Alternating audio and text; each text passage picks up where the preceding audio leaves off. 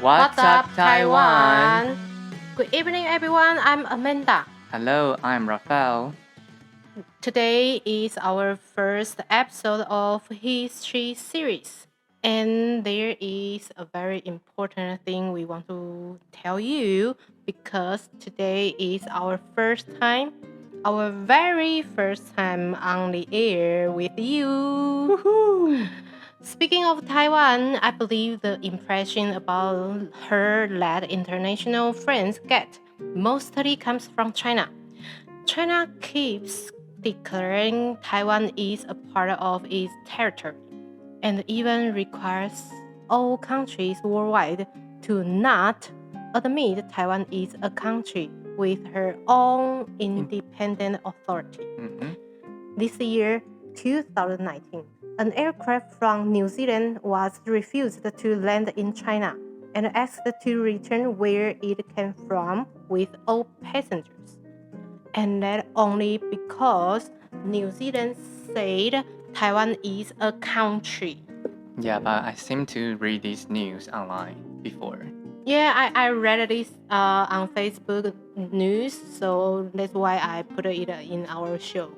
Yeah, and to be honest, we have to thank China for exerting pressure on the international diplomatic circles, always against Taiwan.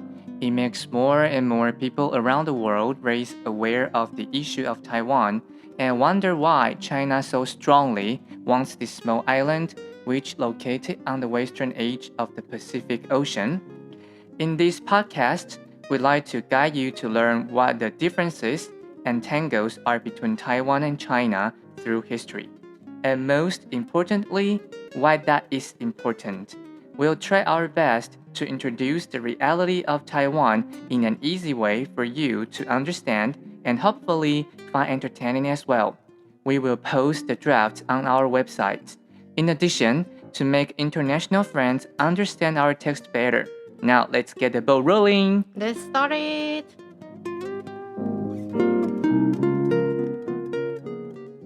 When speaking of history, it's inevitable to let we start way back with Paleolithic age and the Neolithic age humans, of which some remains have been discovered by archaeologists in Taiwan. Of course, the Iron and the Bronze Age existed in olden Taiwan as well. The early inhabitants didn't have a written language, so all the theories about them are conjectured by study relics such as bones, tools, and pottery. Some of what we know still need to be confirmed. Some studies say that the earliest humans in Taiwan were pre-Austronesians. Scholars believe that Taiwanese indigenous people are the descendants of these people. The main content for today is the first time Taiwan had been recorded in written, and those people from various nations who stepped on this island before the takeover of the Zheng household. Some people think that Taiwan showed up in the official records during the Yuan dynasty in the days of the Kublai Khan, but the exact name used at that time was Liuqiu. There was Xiao Liuqiu, Dayuan, and Taiwan in Ming Dynasty official files. However, historians are still arguing over whether they were referring to Taiwan or not. But one thing is for sure, the earliest people who officially ruled this small island were not Chinese, but Dutch. The Dutch voyaged halfway around the world to the east in the time known as the Age of Discovery during 16th century. Countries such as the Netherlands, England, Spain, France, and especially Portugal were opening up new routes of trade and setting up provisioning stations for their ships wherever they could get a foothold. The Portuguese reached China first, inhabited Macau, and took it as a base since 1557. While they were passing through the Taiwan Strait, they looked at present-day Taiwan and say Ilha Formosa, which means a beautiful island in Portuguese. They didn't stay because they were disinterested in Taiwan, but still today, in order to avoid political connotations, Taiwanese still sometimes use Formosa to represent this island we live nowadays.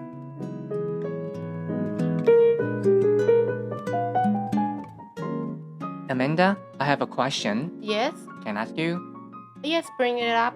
Okay, because I know there's still an island called Xiaoliuqiu in Pingdong of Taiwan. Is there any connections to the ancient Xiaoliuqiu? Actually, I did a little research on the internet. There's a website which made by the township office of Xiaoliuqiu. Yeah, the small island next to Taiwan mainland you mentioned. Okay. Originally, this small island, it has an original name. It named Shamaji. Shamaji.